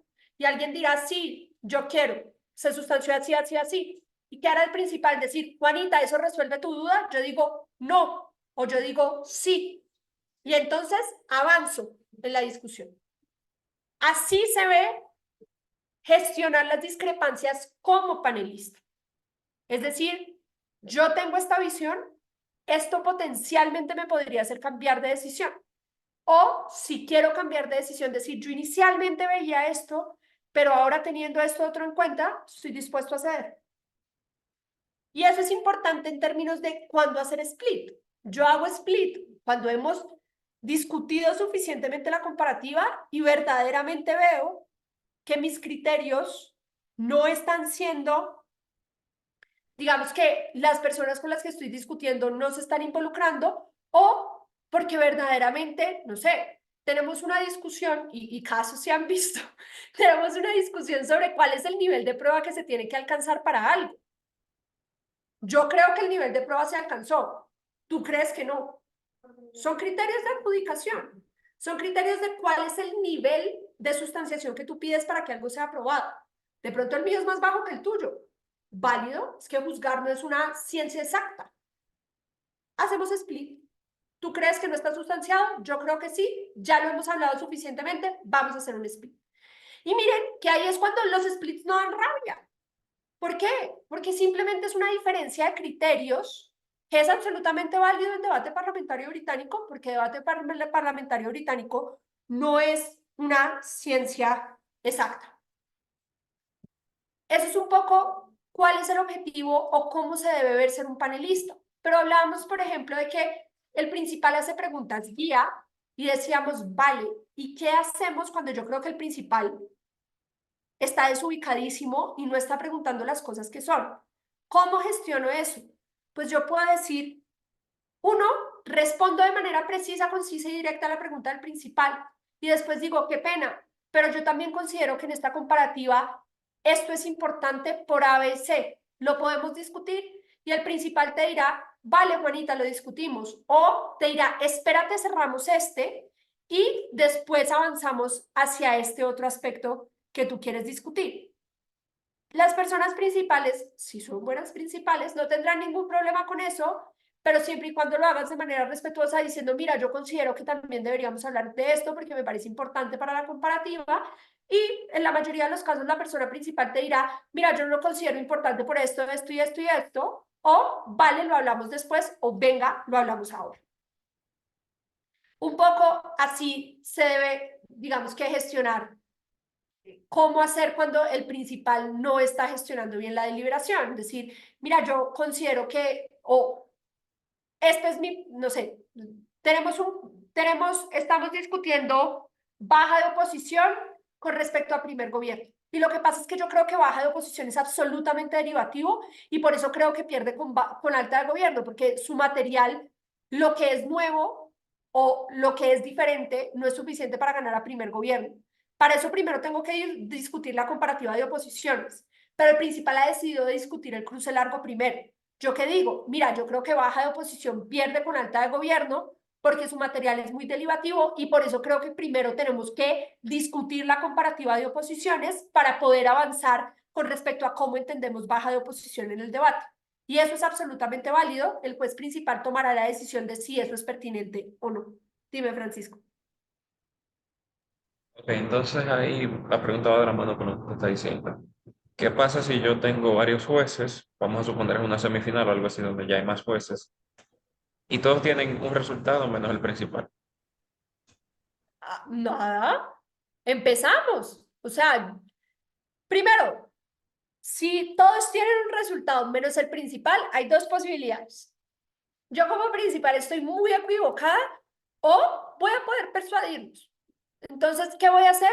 Pues voy a empezar la discusión y En esas situaciones en las que el principal es minoritario, a veces el principal tendrá que tener, digamos que, mucha más participación que los demás panelistas, porque si todos los panelistas piensan algo y el principal piensa algo distinto, pues será panelista versus principal, después le darán la palabra a otro panelista, responderá al principal, pero así se va gestionando la deliberación. Puede que yo le pregunte a mi panel, veamos por qué tú tomas esta decisión y yo tomo la otra, y nuevamente pasará lo mismo. Yo como principal les podré decir, vale, entiendo lo que dices, para mí está esto y esto y esto, estoy dispuesta a ceder en esto y esto y esto, si me lo pruebas, adelante.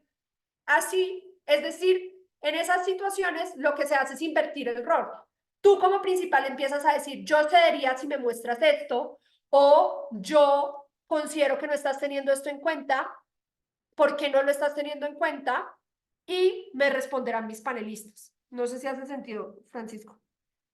Sí, perfecto. En ese caso, entonces, el juez principal lo que tiene que guiar y que le digan el por qué y cómo llegaron a cada decisión, y ahí el que convenza al otro gana. Sí, exacto. Ok, perfecto. Vale. Maravilloso. Albany. Hola, buenas tardes. Mi pregunta va dirigida a que si, o sea, ¿cómo yo puedo como juez identificar cuando un caso, o sea, esa bancada se está asumiendo una carga de la prueba que directamente dentro de la moción pues no tenía? Y mi otra pregunta es que eso me ha llegado a pasar con el tema de las bajas y las altas, que he visto Ajá. que algunos jueces pueden como malinterpretar algunos casos. Porque yo recuerdo en un caso que era como sobre la comunidad LGBT, que pasó que la alta se enfocó ya como en cómo ellos se ven afectados, pero las bajas se enfocaron en cómo básicamente, el cómo crear, darle como una preferencia a ellos, base a la moción, cómo crear como una preferencia puede crear diferencia, y eso no es lo que ellos quieren como ser aceptados como ellos son, y si te das cuenta son como dos cosas diferentes, pero sí he visto que hay como jueces que lo pudieron llegar a malinterpretar. Entonces, en No, ese pues caso, es que ¿cómo para mí nosotros la haríamos? lógica es la misma. O sea, para mí, alta de gobierno, pues, en el ejemplo que me estás dando, voy a responder primero a la segunda. En el ejemplo que me estás dando, alta de gobierno presenta que esto es malo para la población y se les presentan estos y estos y estos daños. Y baja de gobierno dice, esto es malo para la población porque ellos no quieren ser diferenciados, a ellos les interesa la igualdad y los estás diferenciando. La consecuencia lógica de eso es que eso es malo para la población. Es decir, el impacto de los dos casos es el mismo. La forma en la que lo estás explicando es distinta, pero estás llegando al mismo impacto. Ahí no te están malinterpretando. Lo que te están diciendo es, tú explicas de forma distinta algo que llega al mismo impacto de la alta, y ahí vamos a entrar a decidir cuál de las dos explicaciones es mejor y por qué. Y eso harán los jueces. No es que el juez te esté malinterpretando, es que la consecuencia lógica de tu argumento es absolutamente igual a la consecuencia lógica de la alta, llegan por caminos distintos, pero es la misma consecuencia lógica. Ahora, la primera pregunta, que era, digamos, que ¿cómo identificar si un equipo se voló de su carga de la prueba? Es decir, está probando algo que nada que ver, está desubicado. Eso dependerá del caso concreto, pero generalmente, ¿cómo se identifica que un equipo no cumple su carga de la prueba? Cuando lo que prueba no responde a la pregunta más importante del debate, que suele ser ¿por qué esto es bueno o por qué esto es malo? Pues, no sé, la moción es esta casa lamenta la cultura del emprendimiento. Y primer gobierno habla sobre por qué la cultura del emprendimiento existe desde 1960. ¿Vale? ¿Probaste lo que querías probar? Que era que la cultura del emprendimiento existe desde 1960. La verdadera pregunta es, ¿y qué me importa? ¿Eso me convence de lamentar la cultura del emprendimiento? No. ¿Responde a por qué la cultura del emprendimiento es mala? Tampoco. Entonces, ahí es cuando identificamos que la carga de la prueba del argumento probablemente, o la carga de la prueba del caso no lidia con la emoción. Pero nuevamente, eso dependerá del caso en concreto. No porque un equipo se imponga una carga, y eso es súper importante decirlo. A veces nosotros como personas juezas esperamos algo en particular del debate. La emoción es, esta casa lamenta la cultura del emprendimiento. Y yo, Juanita, espero que el debate vaya sobre las posibilidades de éxito de los emprendedores. Y el debate termina pasando en términos de por qué la cultura del emprendimiento daña el sistema educativo. Y yo digo, pero eso no era de lo que iba el debate. No importa, ese fue el debate que se dio y ese fue el debate que sucedió. Yo no voy a castigar un equipo porque yo esperaba que se debatiera sobre las posibilidades de éxito de los emprendedores y ellos decidieron hablar de las implicaciones de la cultura del emprendimiento en el sector educativo. ¿Por qué? Porque eso igual responde a por qué la cultura del emprendimiento es buena o mala. Tal vez no es el argumento más persuasivo del debate. Tal vez no es el argumento más impactante del debate. Pero igual le tengo que dar crédito por lo que alcanzaron a probar y compararlo con los demás impactos que existieron en el debate. No está bien que yo como juez le diga a un equipo, es que esa no era la carga de la prueba más importante del debate. ¿Por qué? Porque esa no es mi decisión como jueza principal. Yo juzgo lo que sucede en el debate, independientemente de si es lo que yo me imaginaba o no que sucediera.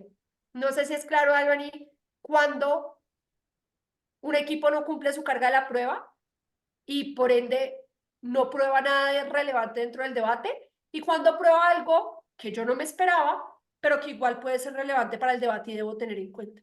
¿Sí es claro? Sí, muy claro, gracias. Vale. ¿Alguna otra pregunta Sí, sobre... antes de que siga. Dime, Francisco. Ok, una pregunta ya un poquito. Este caso no se da tanto, pero en caso de que yo y digamos otros jueces hayan evaluado la moción incorrectamente, porque supongamos yo la evalué como económica y otro la evaluó como política. En la discusión eso se puede arreglar, porque que ya Claro, al haber hecho la evaluación sería claro, porque como... mira que lo que nos vamos a preguntar es cuál es, o sea, eso cuando pasa, cuando un equipo habla sobre las consecuencias políticas de algo y el otro equipo habla sobre las consecuencias económicas de algo. Eso es que los equipos tienen métricas distintas. El manual de SEMUDE trata de manera extensiva cómo resolver esas situaciones. Y creo que hay una grabación mía explicando qué hacer en estos casos para el Mundial de 2022, que puedes buscar en YouTube, por ahí estará. Entonces, ¿qué hacer cuando hay comparativas con poco engagement? Pero ¿Cómo se llama el básicamente lo que canal? sucede, dime, ¿Cómo se llama el canal? no tengo ni idea, busca SEMU 2022 o pon Juanito Hincapié SEMU 2022, seguro algo te aparecerá con seguridad Ok. en YouTube. Pero básicamente digamos que lo que tienes que hacer ahí es preguntarte cuál de los dos, hay muchos puntos, pero probablemente la discusión se va a dar en términos de, ¿hay algún acuerdo implícito entre los equipos sobre cuál de las dos es más importante? Si no, nos vamos a preguntar cuál de las dos está mejor sustanciada. Entonces yo le voy a preguntar a mi panelista, ¿tú crees que la moción o lo más importante de la moción es la economía? Yo creo que es lo político. ¿Por qué crees que el equipo prueba mejor lo económico? Compáralo con la forma en la que se prueba lo político. Y así vas construyendo esa discrepancia para llegar a un consenso sobre cuál es el asunto más importante del debate. No sé si hace sentido, Francisco. Sí, y ya encontré el video. Ah, bueno, fantástico. Puedes verlo con tranquilidad, que probablemente será mucho más profundo que lo que acabo de hacer yo ahora. Listo. ¿Alguna otra pregunta entre diferencias entre principales y panelistas? ¿Diferencias en la gestión de deliberación entre principales y panelistas?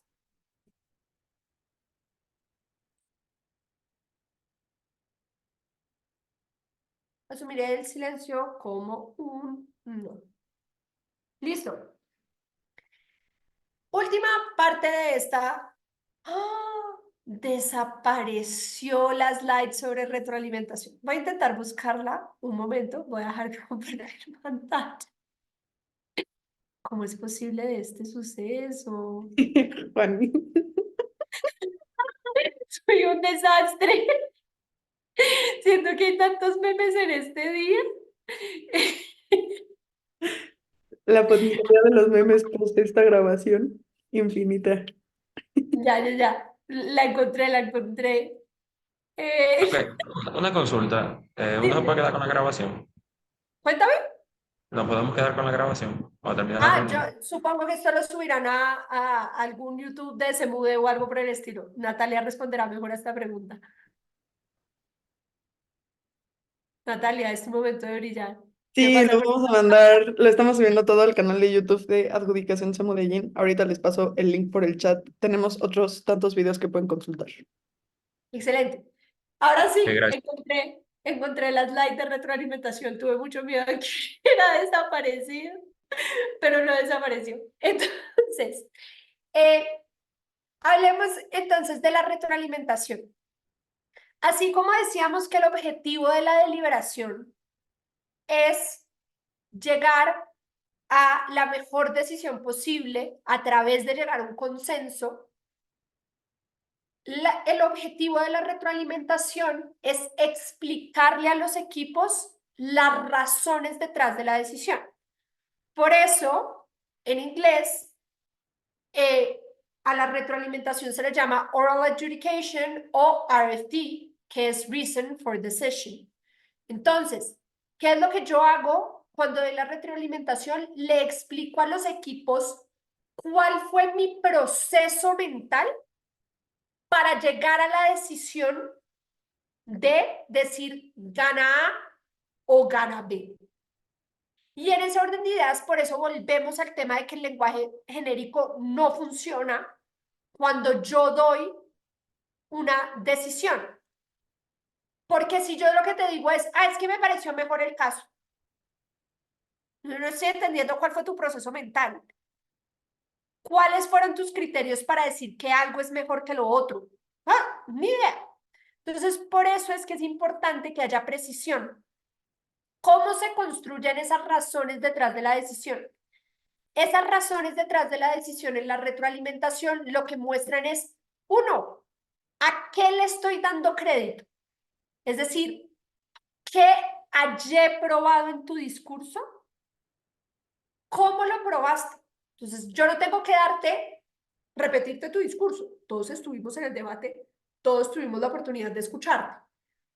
Lo que yo te digo es, yo te doy crédito por probar esta consecuencia, la probaste con 1, 2, 3 argumentos, que son brevemente dichos A, B, C, D. Y eso lo comparo con a lo que le estoy dando crédito al otro. Entonces, primer gobierno prueba A. Primera oposición prueba B. ¿Cuáles son los criterios para decidir que A es mejor que B? Según el manual de personas juezas de Semude, será la probabilidad y la relevancia. Entonces yo explicaré por qué creo que el argumento A es más probable. O porque incluso si creo que A es probable, no me parece tan relevante como B y creo que en este debate, por A, B, C, D, E razón, la relevancia es más importante que la probabilidad. Miren que yo no estoy diciendo yo creo que un caso es mejor que el otro. Estoy explicando el proceso mental que me llevó a la conclusión de que el argumento A es mejor que el argumento B. Dime, Francisco. Ok, el ejemplo perfecto que yo he usado para eso es, no como juez, más como debatiente, diciéndole a otros debatientes.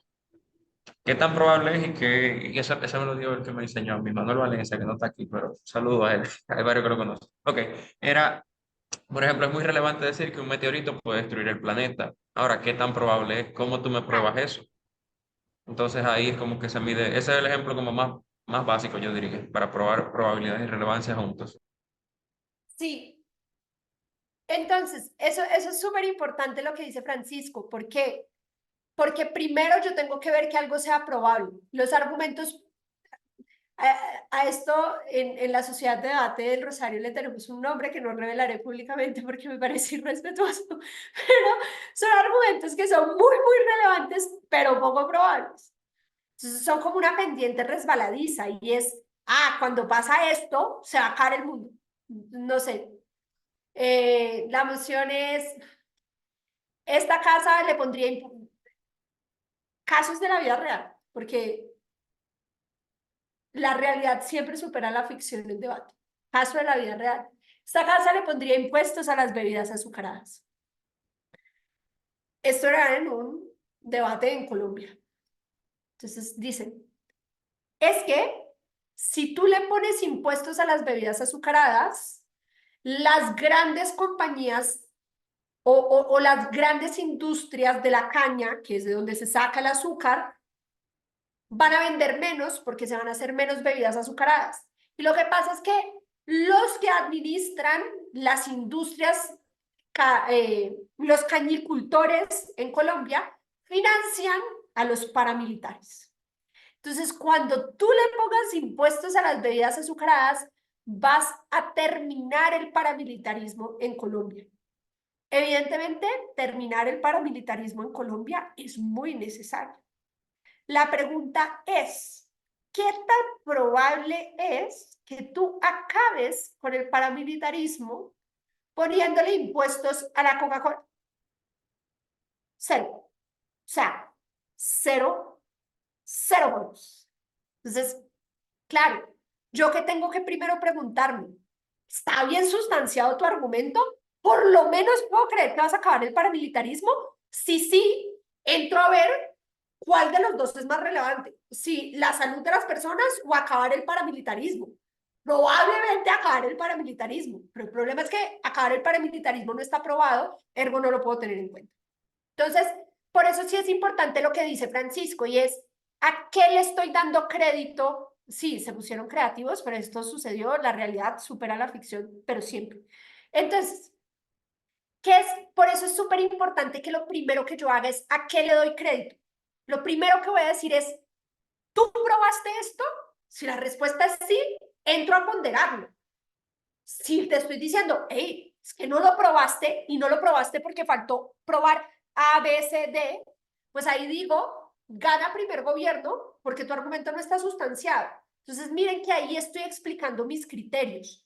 Ahora, puede haber una situación en la que ambos argumentos, y esto suele pasar en los debates de top rooms, ambos argumentos están probados. Yo estoy convencida de que ambas cosas van a pasar. Entonces, voy a empezar a decir cómo un equipo pondera una cosa sobre la otra y a cuál de las dos le voy a dar más crédito y explico por qué.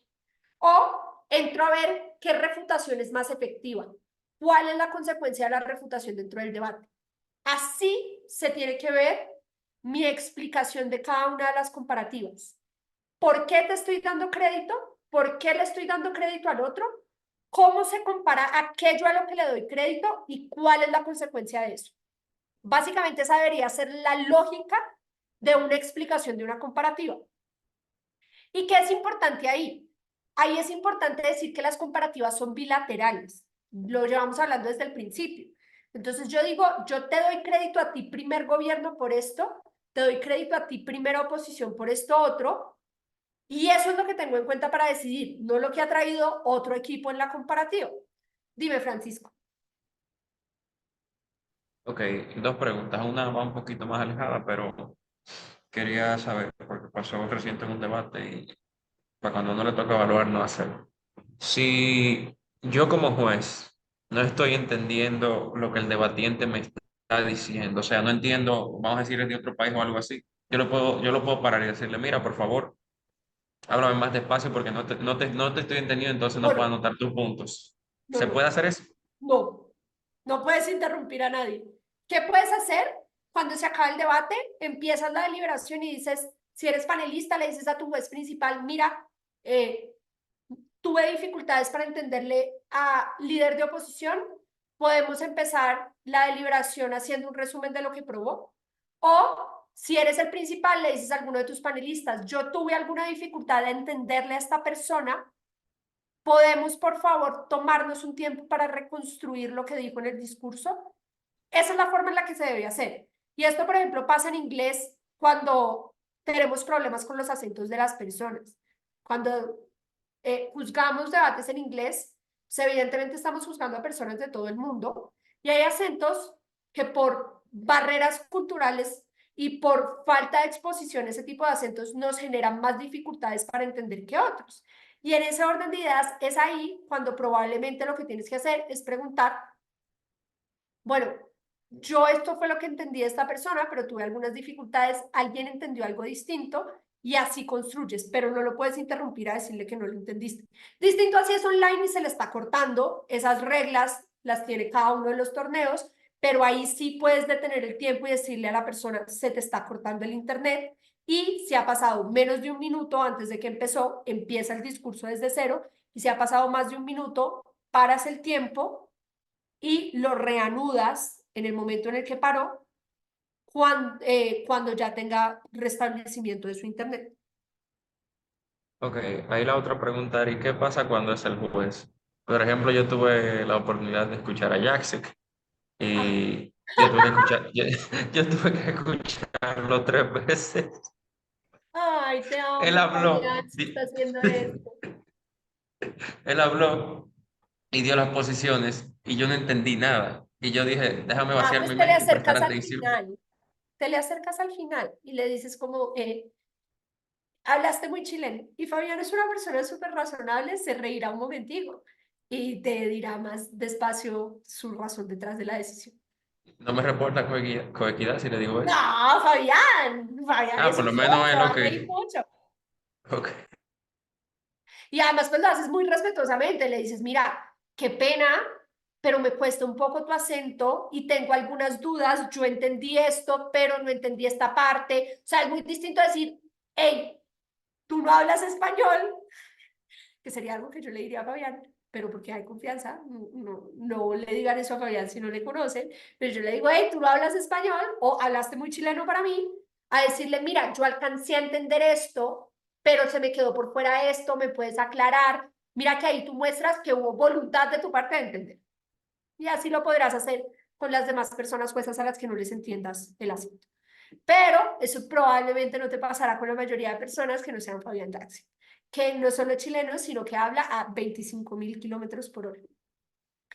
Entonces, estructura de la retroalimentación. Yo, Juanita Hincapié, prefiero hacer las comparativas en orden cronológico, porque la comparativa de primer gobierno con primera oposición, la comparativa de primer gobierno con baja de gobierno, la comparativa de baja de gobierno con alta oposición, la comparativa de baja de gobierno con baja de la oposición, la comparativa de baja de la oposición con alta oposición y la comparativa de baja de la oposición con alta de gobierno. Esa es mi preferencia. ¿Por qué? Porque me ayuda en primer lugar a hacer las comparativas, pero en segundo lugar me ayuda a zanjar las discusiones sobre qué ya estaba aprobado para que cuando traiga las bajas a colación pueda haber claridad de por qué no les estoy dando crédito por algo que ya estaba aprobado en la alta y eso me ayuda a navegar mejor las comparativas de bancadas dentro del debate. Y eso me ayuda también a mostrar cómo se dio el involucramiento de todos los equipos conforme iban introduciéndose al debate. Hay otras personas que prefieren hacer las comparativas de por qué el primero le gana al segundo, porque el primero le gana al tercero, porque el primero le gana al cuarto, después porque el segundo le gana al tercero, porque el segundo le gana al cuarto y por último porque el tercero le gana al cuarto, o al revés, porque el cuarto pierde con los 3 equipos, porque el tercero pierde con 2 equipos, porque el segundo pierde con un equipo y se acabó la discusión. Para mí esa no es la más ideal. ¿Por qué? Porque me hace traer muchas cosas a colación, no como sucedieron en el debate, puede hacer que las personas no entiendan cómo se dio la dinámica o el flow del debate. En cambio, si lo hago en orden cronológico, me ayuda a llevar no solo el timing del debate, lo que se probó dentro del debate, sino las diferentes comparativas. ¿Qué es importante? Que usen la estructura que usen, cubran las 6 comparativas. no siempre, y esto es supremamente importante que lo entendamos tanto como personas juezas como personas debatientes, no siempre le voy a dedicar el mismo tiempo a todas las comparativas. Hay comparativas fáciles de explicar, hay comparativas difíciles de explicar. Entonces, no es que porque el juez se demoró 1 minuto en tu comparativa y 5 en la del otro, que no es ideal, pero que puede suceder, quiere decir que el juez no te puso atención. Quiere decir que el juez considera que es mucho más fácil para él explicar a qué se le da crédito los criterios y las conclusiones. El punto es que tú entiendas por qué se dio la decisión, pero el juez no está obligado a invertir la misma cantidad de tiempo en absolutamente todas las comparativas, pero tiene la obligación de explicar todas las comparativas con suficiencia, dependiendo de qué tan difíciles y qué tan complejas son esas comparativas. Y por último, la retroalimentación general y pedagógica. Para mí, la principal, digamos que la principal actividad que se debe cumplir cuando damos una retroalimentación es explicarle a las personas las razones detrás de la decisión. La retroalimentación general de pronto cómo haber abordado mejor la moción, cómo haber probado mejor los puntos o todas esas otras explicaciones, definitivamente las pueden explicar una vez hayan acabado todas las otras comparativas. Pero siempre se debe priorizar el razonamiento detrás de la decisión antes que la retroalimentación general y pedagógica. La retroalimentación general y pedagógica se puede dar de forma individual, de forma personalizada después del debate y generalmente, ¿qué se debe priorizar cuando damos retroalimentación general y pedagógica? Se debe priorizar, por ejemplo, explicar cómo tus ideas pudieron haber sido potenciadas. Entonces, a veces, digamos que a veces lo que más necesitan las personas debatientes no es entender cuáles fueron sus fallas. Probablemente eso ya está cubierto en las razones detrás de la decisión. Lo que necesitan saber es cómo generar un mecanismo o cómo tener herramientas para no volver a cometer esos errores. Entonces es explicar cómo pudiste haber hecho algo distinto, qué te puedes preguntar, qué estrategia le sugieres al equipo. Ese tipo de cosas, más allá de decirle, mira, yo vi este problema. Seguramente eso ya la cubriste en las razones detrás de la decisión o seguramente eso la persona sola lo puede identificar. Pero como juez principal le puedes ayudar a tener nuevas herramientas para solventar las dificultades que le viste. Entonces ese feedback pedagógico no es solo decir, yo vi este y este problema, sino yo vi este problema, lo puedes solucionar de esta manera, te recomiendo para hacer esto mejor, hacer esta otra cosa. De eso se trata tener una retroalimentación pedagógica. No es simplemente resaltarte tus errores o resaltarte tus virtudes, sino mostrarte nuevos caminos para solventar esos errores o para potenciar esas virtudes. Esas son, digamos que, un poco mis puntos sobre cómo construir bien una retroalimentación. Ahí lo que les digo es, yo les recomiendo profundamente que si son jueces principales, tengan una hoja separada del flow del debate para su retroalimentación, donde estén las razones detrás de la decisión. A mí me funciona dividir las comparativas en puntos de choque y explicar las comparativas en puntos de choque, pero porque yo soy una debatiente que piensa todo en términos de puntos de choque. Mis látigos son de puntos de choque, mis primeros ministros son de puntos de choque, mis líderes de oposición son de puntos de choque. Entonces yo entiendo todo el debate por puntos de choque. Pero hay otros jueces que entienden o hay otros debatientes que entienden debate de distintas maneras. Lo que importa es que ustedes tengan una hoja que les ayude a materializar efectivamente cuáles son las razones detrás de la decisión, más allá de la hoja en donde tomaron nota del debate.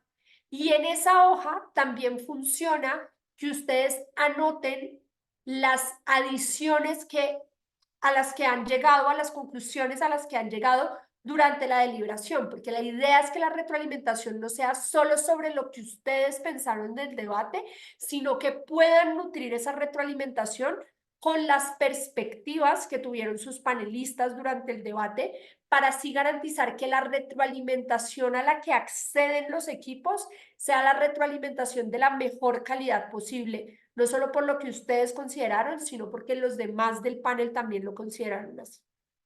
Creo que, digamos que esas son mis principales consideraciones sobre la deliberación y la retroalimentación. Evidentemente, si tienen alguna que otra pregunta, pues podemos, ya se nos va a acabar el tiempo, pero pues podemos tomarnos un poquito más de tiempo porque empezamos un poquito tarde, pero no sé si tengan alguna otra pregunta.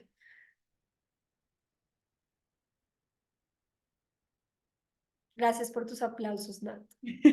Todo increíble, Juanes.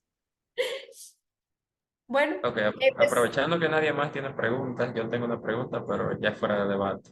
dime, Francis. Nosotros tenemos un meme, Ah, todavía no es meme, pero podría ser. Es ajá, que Daniel y ¿quién es mi Daniel? dupla son Ajá. muy inexpresivos. Nosotros queríamos saber si él pone alguna vez otra cara. ¿Qué? ¿Cómo así? Mi dupla es muy inexpresiva, le tienen como meme el emoji este de las cabezas esas grandes que tienen como la nariz. No sé si Sí, sí, sí, sí,